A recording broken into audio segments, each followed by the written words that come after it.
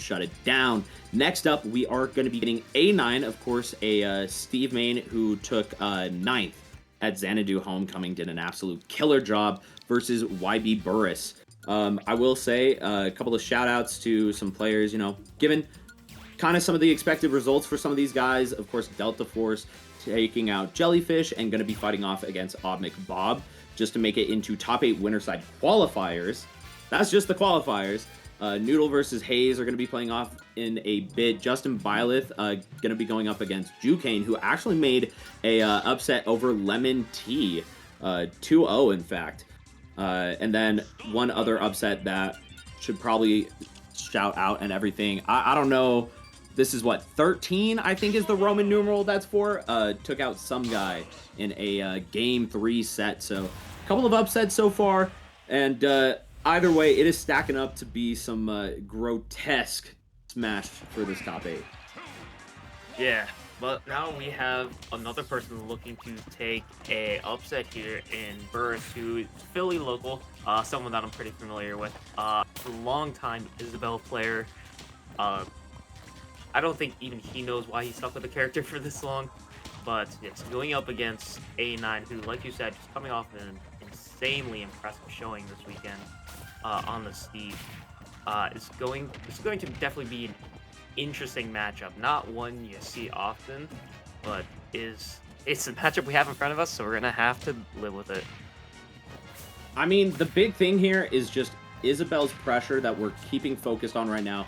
We're constantly launching out that slingshot. We've got the Lloyd Rocket in the corner. That way we're trying to restrict A9's capability to run around the stage and everything. So far, I like the ideas and the concepts. It's just a question of how well the execution is laid out. Yeah, we are seeing Ybburrus put a lot of pressure specifically on those walls that A9 has been setting up to try and mine resources. Yeah, like Ybburrus playing like every time I see him attack one of these blocks, it almost instantly disappears. So I feel like this has got to be something he has labbed. Like he knows what attack break like what blocks. His best moves to kind of get him out of like a situation where he just can't interact. And he's been playing the matchup like really well. Like they're still even percent. Yeah, A9's got a lot of resources on deck, so there is a bit of an advantage there. But this is still a pretty good start here for Ybburrus, things considered. Yeah, it does get that Nair to go ahead and get the first stock. I will say 173 is some crazy percent to be living up to, especially against Steve. And wow, going to be going ahead, popping right out due to the Lloyd Rocket. I hadn't even thought about that. Just having the capability that it triggers on the minecart to go ahead and stop you from getting snatched up is really nice. Yeah. Oh, trying to go for a cheesy jab through the thing. Oh, okay. Almost able to use the blocks against the Steve player. With some grab combos there, but yeah, it's actually a nice even set. I gotta give credit to my boy Ybburrus here. Didn't know he had it in him. Oh, it's gonna pocket the anvil too. That's actually okay. That's a special mystery mouse tool that unfortunately we're not gonna be able to find out what it's used for later. I got so excited and it got taken away from me. My dreams of Mickey Mouse Clubhouse on stage gonna be ripped away. That being said, we are going to see some dreams ripped away here from Ybburrus as they take 64%. Those axe combos, no joke, and A9 definitely having the execution there. Now getting that back air, putting him into the corner, got the wall and everything to set up, and now Ybburrus went from such a strong game to really struggling here as we're going to drop that stock to the back air. Yeah, as soon as A9 came off the Angel platform from losing that first stock, we saw them go straight to the crafting table, diamond on deck, and the diamond was just there the whole time, and it's just too fast for Ybburrus to be able to keep up. Like, Ybburrus just basically got out-resourced at the end there. Didn't have the time to, set up the Lloyd, find good stage positioning, because at that point, there's, powered rails, diamond, like stone and iron block. Just too much for Ybburrus to be able to try to break through.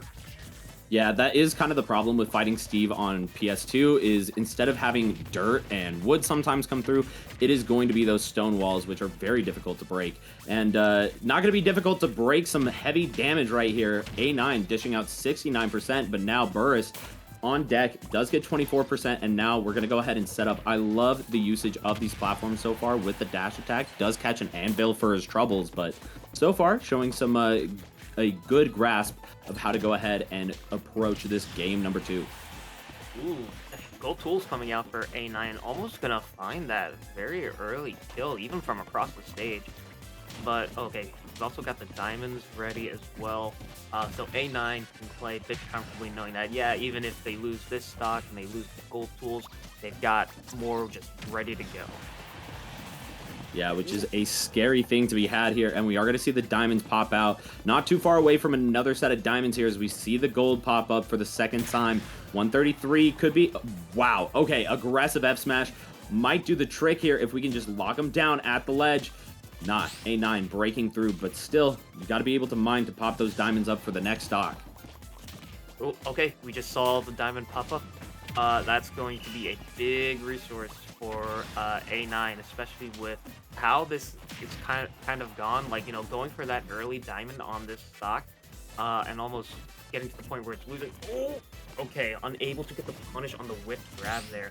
But Ybburrus doing good at, you know, just playing slow, taking time, looking to probably break this crafting table too. Just play a very safe, slow game right now, which, you know, that's a strategy in and of itself against Steve. If Steve's not going to interact with you, you don't got to interact with Steve.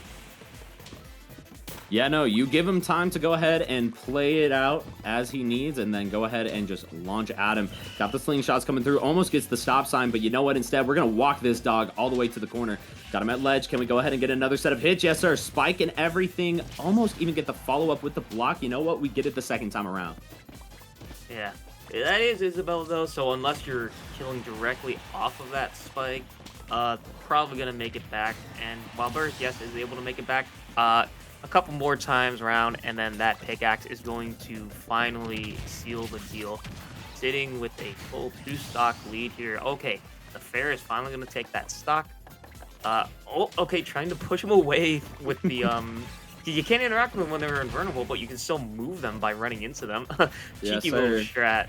But unfortunately, A9 is still able to get those diamonds out and crafted, and getting pretty close to another round, I think, at this point. Just trying to look for it, grab it. Ooh, a little bit of security there. See the gold pop up. Okay. Yep. And now just keeping the mats flowing. Yeah, hit the little taunt. I love using the block to cancel it too, so you don't have enough end lag for A9 to go ahead and pop up and punish you for it. Okay, Ybburrus able to move around these walls pretty well. Okay, is able to get in there and finally find a couple hits. Ooh, playing, yeah, really safe around that block in the anvil there. Yeah, no, don't. Nice little trap that Steve can set up, yeah. Cheeky little option there, huh? Playing nice and patient around this wall, but gets a little too aggressive. Doesn't bite the bullet for it. And now A9 put in a little bit of aggression out there and finds the kill. No, not quite. Oh, great TI. Yeah, Ybburrus living just by a hair there. Yeah, just trying to be aggressive and break through these walls. Oh, you can't be too aggressive, or else you're gonna end up eating that diamond sword. That's gonna send them off. It's gonna be a nice 2-0 here for A9. Yeah, great stuff from them. Gonna be heading on in a little bit further. Gonna be fighting against Pattaya now, or Pattaya. I still have no clue how to pronounce that. So chat, if y'all got the pronunciation, I would gladly take it. That being said, Hunter also got a little bit of an upset against Swift 2-0. So it's gonna be Hunter versus Fader. The two sets that we got queued up coming in is going to be either Noodle and Haze or Hollow and 13.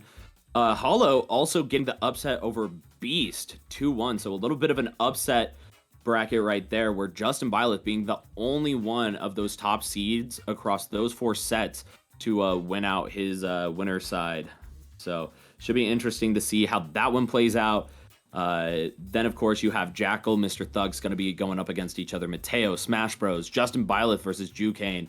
I mean, this stuff is getting real nice so far. Yeah, Fusion being as exciting as always. Yeah, I'm actually really looking forward to Hollow and 13. I'm assuming that's what the tag is, like you said. Yeah, because those are both upsets over two very well-known and storied players in Tri-States.